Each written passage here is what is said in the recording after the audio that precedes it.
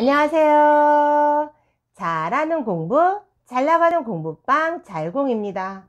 오늘의 주제는 공부방에서 이해력이 부족하고 무한 반복 설명이 필요한 아이 어떻게 지도해야 할까에 대해서 한번 여러분들과 이야기 나눠보고 싶습니다. 공부방이나 교습소, 학원을 운영하다 보면 이런 아이 꼭 있죠.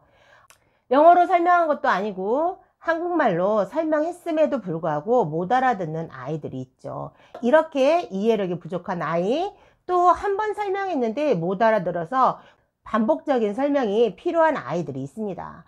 이런 아이를 지도할 때는 그룹식 티칭 수업에서도 참 난감하고 개인식 코칭 수업에서도 참 난감함을 느낍니다. 그룹식 티칭 수업을 할 때는 다 똑같은 4명의 6명의 아이들을 데려다 놓고 수업을 했을 때 이 아이 하나 때문에 그 설명을 무한 반복하다 보면 나머지 알아듣는 아이들은 자기가 다 듣고 계속 반복적인 말을 듣기 때문에 나머지 아이들은 그 설명을 들으면서 멍 때리는 경우가 있고 필요 없는 시간 소요가 있어서 참 선생님 입장에서 난감할 때가 있습니다. 못 알아듣는 아이, 이해력이 부족한 아이에게 무한반복을 설명해 주자니 나머지 아이들에게 손해가 될 것 같고, 나머지 아이들을 위해서 그냥 진도를 나가자니 이 이해력 부족하고 그리고 무한반복이 필요한 아이를 그냥 묻어두고 넘어가기에도 참 선생님 입장에서는 이쪽 편도 들지 못하고 저쪽 편도 들지 못하고 참 난감할 때가 많죠. 무한 반복이 필요한 아이를 데리고 설명을 하자니 나머지 아이들한테 너무 기다리는 손해가 많고 민폐가 있는 거죠. 이렇게 이해력 부족하고 무한 설명, 무한 반복이 필요하고 이런 아이 지도할 때 이 방법을 한번 써보세요.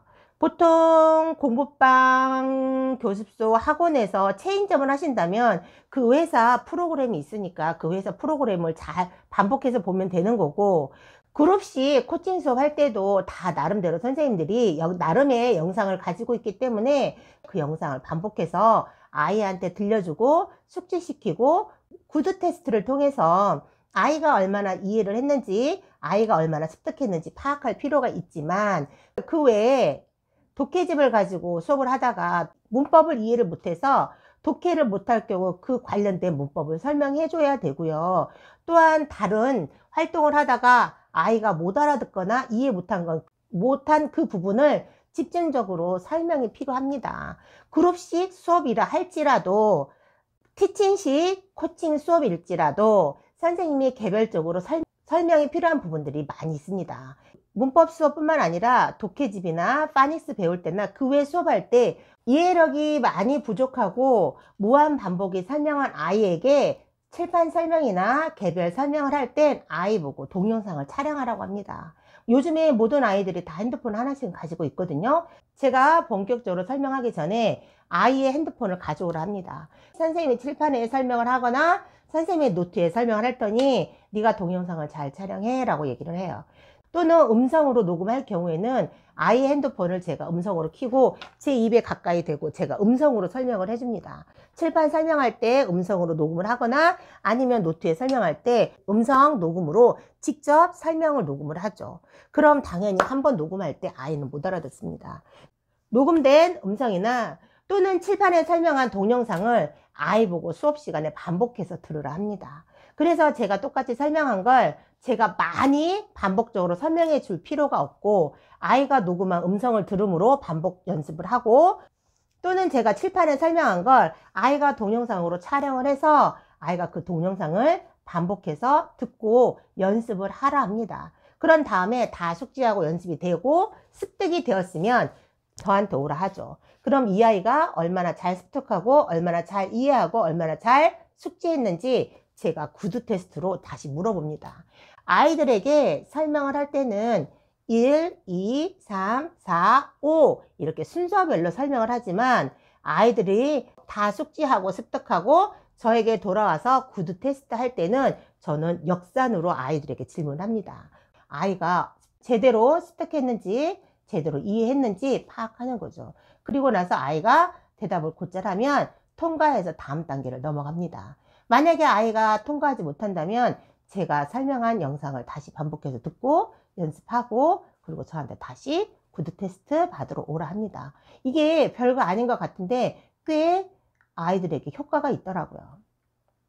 같은 시간에 다른 아이들도 충분히 봐줄 수 있고, 이해력, 암기력이 부족한 아이나 그리고 무한 반복이 필요한 아이는 내가 설명된 동영상이나 음성을 다시 반복해서 들음으로써 연습하고 습득하는 게 은근히 아이들에게 효과가 있고, 영상과 음성 녹음을 무한 반복해서 아이가 들음으로써 스스로 습득할 수 있는 시간이 여건이 되어지고요. 또 다른 아이들도 충분히 많은 시간을 할애해서 가르치고 지도할 수 있는 여건이 마련이 되더라고요.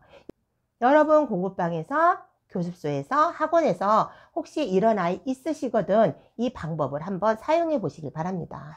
선생님이 칠판 설명한 동영상, 선생님이 설명한 걸 녹음 음성을 학원에서도 반복해서 볼 수도 있지만 또 이 아이들은 또 금방 잘 까먹기도 하거든요. 그래서 이 아이들이 집에 가서도 반복해서 숙지해서 오라고 합니다. 그래서 반드시 그 다음날에도 똑같은 걸 질문하고 똑같은 걸 다시 되짚어보서 질문을 해서 반복 질문을 하고 누적 질문, 누적 테스트를 통해서 아이를 습득시키고 아이를 이해시키는 게 효과적이더라고요.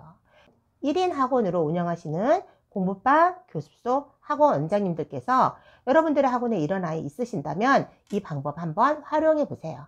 시간도 절약할 수 있고요. 선생님 에너지도 많이 뺏기지도 않고요. 다른 아이들에게 다 똑같이 공평하게 선생님의 시간, 아이들의 시간을 절약하고 함께 유익한 시간 보낼 수 있어서 참 좋은 방법인 것 같습니다. 여러분 한번 활용해 보시고 응용해 보시길 바랍니다. 오늘도 아이들과 함께 성장하시고 발전하시는 여러분들과 제가 되기를 기원하고 오늘의 성장이 내일의 미래가 되기를 기원합니다. 자, 화이팅 해치면서 영상 마무리해 보도록 하겠습니다. 오늘도 화이팅!